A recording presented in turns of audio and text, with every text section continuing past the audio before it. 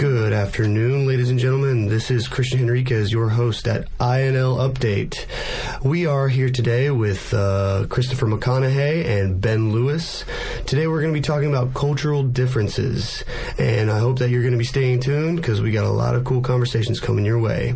All right, so Chris, what's today's topic? Yeah, so today we're going to be talking about the different cultures and the major and minor differences between, let's say, Poland, the UK, and America. Right. You know, I've been both on the West Coast and on the East Coast, so I can offer that little bit of perspective. So, just start off, how long have you been living in Poland?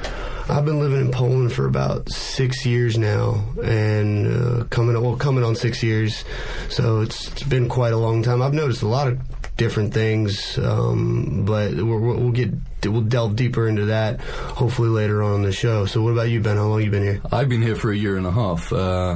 Predominantly, I've only been studying at university, and I haven't had much work experience here. But for me, as it's only a 2-hour trip on the plane, the cultural differences from coming from living in London to living in Poland is not so much of a shock for me. It wasn't a shock at all? No, from my last job, I was working with a lot of Polish people, so I already had experience being around a lot of people from Poland. Predominantly, the people in this workspace were actually Polish, more Polish people than any other nationality.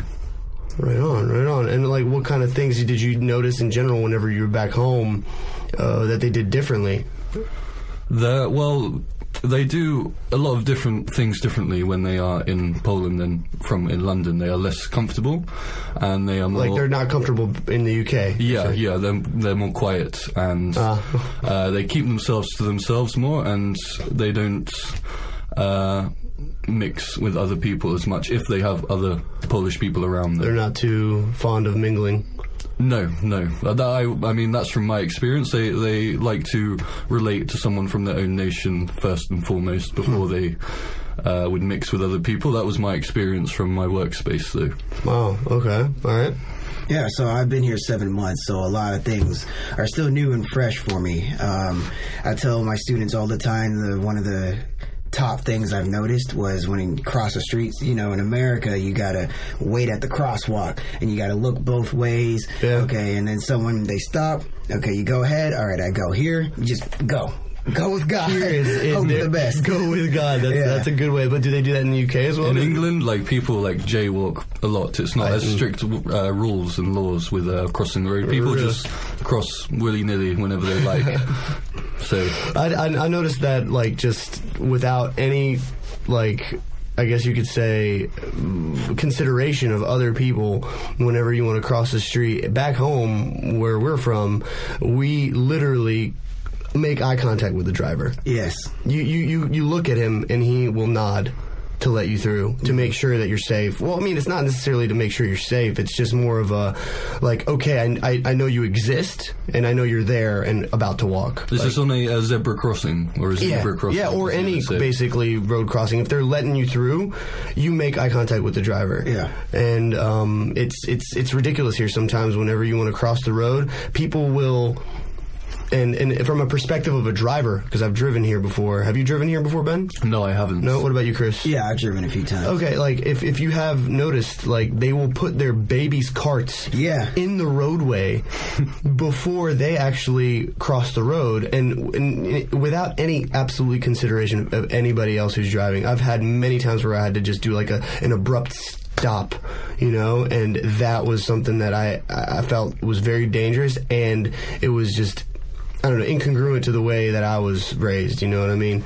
So, what else have you noticed here, Chris? Well, I want to go on that topic. Yeah. I remember it got a lot in the news, all over the news, I would say, 2012, 2011, around that time, there was a huge influx of immigrants into the United States, and there was a lot of vehicular manslaughter because of that. I remember one instance. Wow, I didn't hear that. I never knew about that. Yeah, my mom works in insurance, so you know she gets all that news right when it happens. And she told me when they interviewed the grandma, because it was a grandma and her young, not infant, maybe 3-4-year-old daughter. She just said, "Okay, go," and just crossed the street. And when that infant got hit, they interviewed her. Why did you let her do that? I thought they would stop. And, I thought. Yeah, exactly. You know, you can't assume. You know what we say. You know, whenever you assume, you make an a-hole. Out of you and me. Right, exactly. When you assume, yeah, exactly. ASSUME. Yes. That's right. Yeah, so I wanted to ask, when it comes to more social aspects of Poland versus America and the UK, what kind of little differences have you noticed? I'll start out with something along the lines of introducing yourself. Back home, I don't know how it is in the UK, but definitely point this out if it's different, because I'm curious. When you approach a group of people and you want to say hello, usually if I were to join this group, whether it be, about to go out to a party or to go, pre-game at a bar or whatever, I would only say hello to the people that I know. I would only, unless they would introduce themselves or would like to introduce themselves to me, and I would only say hello to you guys, for example, if you were in this 15-person group. I wouldn't necessarily walk up to everybody and shake their hand, make eye contact, and engage in some form of small talk with anybody, because nobody really does that back home. What about, in the UK? That corresponds exactly the same way in the UK. If you're going, say, into a room and you know half of the people there, you would say hello to the people you do know, right? And the people you don't know, you might not even it's weird eye saying contact that. with. And then it does have this unspoken awkwardness in the end in the room sometimes, when you know other people are close to you, and you don't know each other's name, you haven't said hi, you haven't acknowledged each other, and it kind of feels like you're kind of in politeness, and when you should at least acknowledge them. But no, we don't do that in England either. That's because here, straight up, you have to say hey to everybody. Yeah. Everybody just at the same time. It really is stressful. I mean, it's a stressful moment because I didn't know what to do. You have to say hi to the girls first. What I like is that in Poland is that if you're meeting a group of people with a friend, this friend will say, "Oh, introduce you to the group of people that you're meeting," and then you feel less pressure on yourself. You feel more comfortable. You mean back home? No, in Poland. If you're meeting a group of people with a friend that you have, they will introduce you to them and say, "This is Ben, this is Anya." I've never had that happen before. No, not in Poland. They never introduced me, or they're just they expected me to say hi. Okay, well, maybe I wouldn't know how to explain I ain't saying that. bye. You have to say bye to everybody. You can't just be like, peace later, or, I'm about to dip.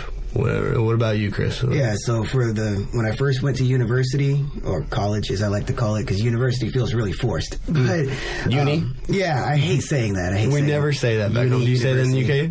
University, but you have university in Americas and colleges, and we technically do, but everyone just calls it college. Okay. Yeah. We don't differentiate between the two. I mean, you might go to university, but they technically are the same thing, college, university in America? College is just the regular state school. Yeah. University is a private institution for higher learning. But is university like a step up from college? Yeah, it has more prestige. Yeah, arguably, yes, because state colleges, they're more so hands-on, practical knowledge, whereas universities are more theoretical. Okay. Yeah. So, but yeah, when I went to college for the first time here, it was crazy. Everyone would be like, "Oh, hey, Shima, what's up?" and all this stuff, and, do that whole hand-clapping handshake thing that they do.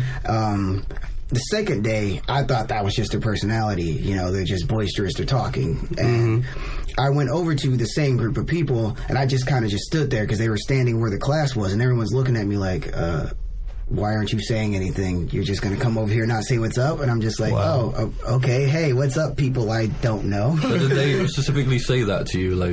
Point out that you're being not introducing yourself? See, that's the other thing I really noticed is that, at least in my experience, Polish people are very indirect. So you learn to read between the lines when it comes with Polish people a lot. So they didn't say it, but I could tell by the way they're looking at me that they were expecting it. Their body language and the way they're looking at you. Yeah, I can relate to that, because maybe if it's someone you don't know, they will not tell you what they're thinking. But if it is someone you know, that's completely opposite. They're very direct. Yeah. If you know them, then they will straight up tell you their mind. Yeah, I agree. So anyway, though, in my university class or college, when we meet before a class and the boys and the girls are there, like the boys will come up to me and shake my hand, but with the girls you don't have any kind of introduction. You don't shake their hand. Really? Or yeah, because that's kind of weird to shake a girl's hand. But we don't kiss them on the cheek. So the boys always like meet. They're outside the classroom. They shake hands with each other, the guys, and then but they don't acknowledge the girls. Just say cheers, hi. Do you guys have like an international like cool handshake? No, it's just a business handshake, the classic. Gotcha. The classic handshake. It's like not some. I don't really feel necessary to do it. If you ever went to America, you got to know the general handshake. Every place has a different one, but you have to know the lingo handshake per se. It can actually get you out of trouble sometimes because actually there is some Mexican gang members I used to live next to, but they have this specific handshake where it's like you go up like this, you hook the finger, oh wow, around, that's confusing. Snap. Yeah, so when the snap was in North Carolina. I did the snap, but they did it a little less complex than that. But once you get it down, I actually had my Samoan friend of all people teach me that, and then after I got that, cool, no one gave me trouble or anything like that. Wow. Yeah. Just one little thing can change the world, make a world of a difference, I tell you. Like, that's what I always say. It's the little things. Because, you know, I have my siblings, my friends back home in the United States. Oh, yeah, it's just so different. They're probably way more healthy over there. And I told them, and I love quoting Pulp Fiction. You know, it's like we got the same thing here in Poland as, you know, in America and probably the UK. But it's always the little things. You know, for example, the biggest thing I noticed, first thing I did when I came here to Europe, I went to a McDonald's to see if it's true. They have a McRoyale with cheese instead of a quarter pounder. Yep. Because the metric system. Oh, yeah. Like, oh my God, it's true. Yes, listeners, the only reason it is a McRoyale with cheese is because in the United States it's a quarter pounder and we don't use pounds here. Yeah. No. I guess they do in the UK. In England they call it like a quarter pounder. You have all the classic kind of Big Macs and, you know. Right. But yeah, they call it quarter pounder. Or they also have regional sandwiches here, like the Vieschmack. Yeah. That's so cool. They're like limited, but are they limited edition or? No, it's like forever. Oh, okay. It's like regional. They have implemented it in their menu. But you have that state-wise in America as well? No, we just have the standard menu. But there is a secret menu in McDonald's. Oh, I didn't even know that. Yeah, you can get a Lancier burger, where there's like chicken, beef, and fish in the burger. It sounds nasty. Yeah. It's like a surf and turf kind of. Surf and turf, yeah, exactly. Well, no, I mean, they have like a secret. There's other things. You can type it in on Google and look up like the secret menu of McDonald's. They can give you old oil or whatnot. Yeah. But speaking of McDonald's, how do you find the cultural differences culinary-wise compared to... That's a good point. America, like the eating habits, the times of eating, the kind of meals they have at the certain times of day. Man. The way I gotta say it, it's the most obvious thing. The portions here are very, very tiny. I still, to this day, have not gotten used to that. Yep, me neither. But on the other hand... I lie that I've gotten used to it, but it's just deep down inside, I'm still irking for more. Yeah. And luckily, though, my girlfriend's parents love me because I love seeing how much I can eat. Because apparently I don't look like a big dude, but I eat like a big dude. But, yeah, the quality is so much better, though. So much better. They cook at home a lot more, I think, and they like it. How many times do you make like fresh soup at home in America, and the same in England? Very rarely, not often. Yeah. And I think like at least once a week, someone in the house. I was lucky because my mom was always in the kitchen. She was always, you know, working some magic, you know, trying to make sure that we all had something to eat at the end of the day. But other families definitely not. Like, people were shocked when my mom was cooking. Like, they were like, "Your mom cooks?" Yeah, same thing with my mom. My mom grew up, well, in California, so she was very, very healthy. Always made sure that we had freshly cooked, healthy meals. And then as I got older, I kind of took over that role. But yeah, 9 times out of 10, people would just go out and get their kids McDonald's, Hardee's, Burger whatever. King.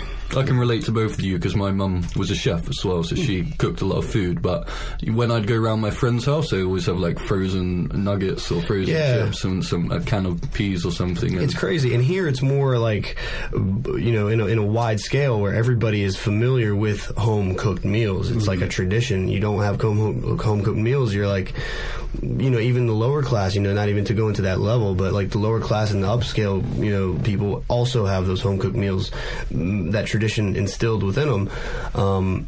Yeah, and just like the taste. Yeah. The tomatoes are more flavorful here. The strawberries are banging, you know. Yeah, I hated tomatoes coming into America, but now I can eat a tomato like an apple. It's so amazing. Are you serious? I still can't do that now. Yeah. But do you think that's the source of where they get the tomatoes from? Sorry, I'm saying tomatoes like I'm from America. Look, tomatoes, that's how I say it. Yeah, tomato. Yeah. But do you think it's the source in America from where they are manufactured, agricultured? Yeah, because I think they're grown more naturally here, where in America it's more of like a greenhouse kind of thing. Kind of like Monsanto kind of incorporated.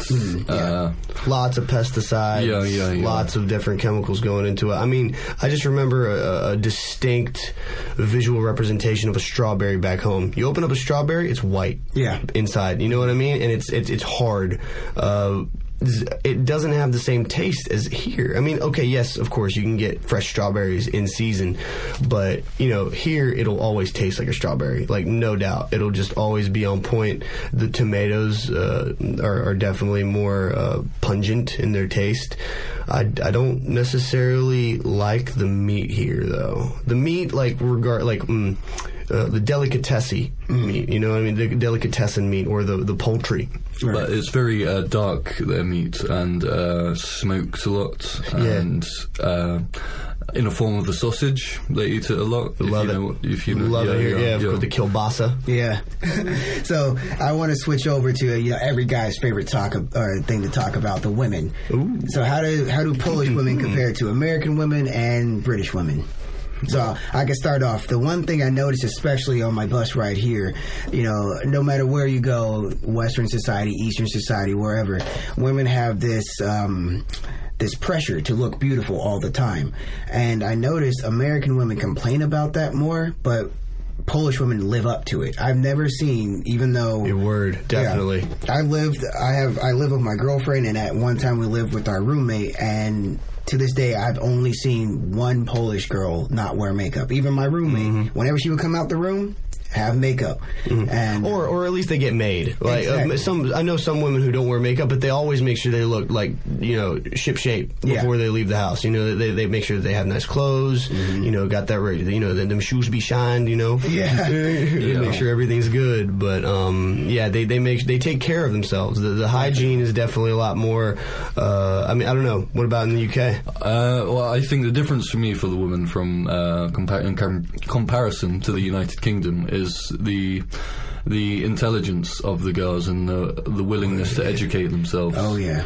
For me, that was the biggest. The drive here. Yeah. They want to. They don't want to. Be uneducated. Right. Let's say, for a lack of a better word. They want. True. They always enter into education. They don't drop out of school, kind of. They succeed, I think. They do not do that. They like to make sure. One thing that as teachers at the Institute of Native Linguistics, which is what we represent and where we work and cultivate our students, we see how much of a drive their students have. They take their time out of their day. Well, I have classes at 10 o'clock sometimes, 10 o'clock at night, and they're there. They're happy. They're ready to go. They just had an 8-hour day, but who cares? I'm here to learn.